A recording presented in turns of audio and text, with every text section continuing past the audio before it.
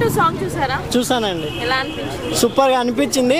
ఊ అంటావా సాంగ్ వినడానికి బాగుంది, కానీ ఈ సాంగ్ అయితే చూడడానికి కూడా విజువల్గా శ్రీలీల గారు అండ్ అల్లు అర్జున్ గారు ఇద్దరు బెస్ట్ డాన్సర్స్ ఆఫ్ టాలీవుడ్.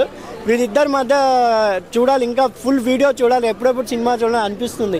ఎందుకంటే నేను అల్లు అర్జున్ గారు ఒక మాట అన్నారు, స్ప్రింగ్స్ ఏమైనా పెట్టుకున్నావా శ్రీలీల అని. ఎందుకంటే ఒక బెస్ట్ డాన్సర్ ఇంకో డాన్సర్ని పోవడం అనేది చాలా, శ్రీలీల గారు ఈ సాంగ్తో ఎక్కడో ఇంటర్నేషనల్ లెవెల్లో వెళ్ళిపోతారని అనిపిస్తుంది. ఇప్పుడు ఆల్రెడీ ఆమె మలయాళంలో కూడా చేస్తున్నారని అనిపించింది. ఈ సాంగ్తో అయితే ఎక్కడో వెళ్ళిపోతారు మన శ్రీలీల గారు. అది ఆ ప్లేన్లో శ్రీలీల గారు వెళ్తున్నారు, హాయ్ చెప్పండి అనుకుంటున్నాను నేను. సాంగ్ అసలు బాగాలేదు, చాలా చెత్తగా ఉంది అని చెప్పేవాళ్ళు ఏమైనా చెప్తారు. ఇప్పుడు దేవిశ్రీ ప్రసాద్ ఐటమ్ సాంగ్స్ మన ఫస్ట్ ఆ అంటే అమలాపురం కూడా చాలా మంది ఇల్ని చాలా గలీజ్గా వాడరని విమర్శించారు. కానీ అదే బ్లాక్ బస్టర్ హిట్ సాంగ్ అయింది ఆ అంటే అమలాపురం. అప్పట్లో చాలా విమర్శలు వచ్చిన సాంగే చాటర్ భాషలో ఇప్పటికి కూడా ఆ అంటే అమలాపురం వింటే ఎగిరే వాళ్ళు ఉన్నారు. అలా ఈ సాంగ్ కూడా స్లోగా పాయిజన్గా ఎక్కుతుందేమో. దేవిశ్రీ ప్రసాద్ అంటేనే కొంచెం తమన్ మాదిరి ఆయన ఒకేసారి వెళ్ళవు ఆయన మ్యూజిక్. ఒకసారి హిట్ అయితే లైఫ్ లాంగ్, అంటే ఇప్పటికి మనం దేవిశ్రీ ప్రసాద్ సాంగ్స్ వింటూనే ఉంటాం కదా చాలా. ఇప్పుడు సుకుమార్ దేవిశ్రీ ప్రసాద్ అంటే ఐటమ్ సాంగ్స్కి ఫేమస్, మన రంగస్థలం కానీ దీంట్లో 100% లవ్లో కానీ. అలా ఈ సాంగ్ కూడా కొంచెం స్లోగా ఎక్కిన సూపర్ చార్టర్ భాషల్లో ఉంటుందని నేను అనుకుంటున్నానండి. వినడానికి కూడా అంతగా లేదు. కొంచెం ఇంగ్లీష్ సాంగ్స్ క్యాచీగా ఉన్నాయి కాబట్టి చూడాలి.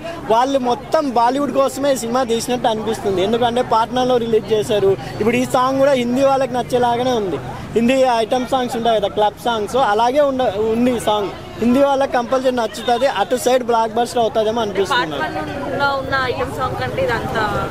పార్ట్ 1లో నిజంగా నేను ఒప్పుకుంటాను, ఊ అంటావా వినడానికి చాలా హ్యామ్లీగా మనం హమ్ చేసుకోవడానికి కూడా ఉంది. ఇది కొంచెం ఎక్కడో ఇంగ్లీష్ వర్డ్స్, క్యాచీ వర్డ్స్ ఉన్నాయి కొంచెం, అంటే డైలీ వాడుక పదాలు లేవడం వల్ల చాలా మందికి ఈ సాంగ్ కొంచెం ఎక్కడో డల్ అనిపించింది. కానీ దేవిశ్రీ ప్రసాద్ మ్యూజిక్ అనేది కొంచెం స్లోగా ఎక్కిన సినిమా రిలీజ్ తర్వాత ఫుల్ హైప్ వస్తుందేమో అనుకుంటున్నాను నేను. 100% టికెట్స్ వాళ్ళు పెంచినా వాళ్ళు తగ్గినా 50 రూపాయలు పెట్టినా కూడా ఈ సినిమా హిట్ అవుతుంది. ఎందుకంటే అంత క్రేజ్ ఉంది ఈ సినిమాకి. ఎందుకంటే 2 డేస్లో అన్ని థియేటర్స్లో 50 రూపీస్ ఈచ్ అనుకున్నా వాళ్ళకి 200 crores వస్తాయి. ఎందుకు ఎక్కువ అత్యాశకి వెళ్ళి ఎక్కువ టికెట్స్ పెడుతున్నారో నాకు అర్థం కావట్లేదు. టికెట్స్ తగ్గిస్తే యాజ్ ఏ అల్లు అర్జున్ ఫ్యాన్స్గా ఇంకా ఆయన స్థాయిని ఇంకా పెంచే వాళ్ళే అవుతారని నా అభిప్రాయం అండి.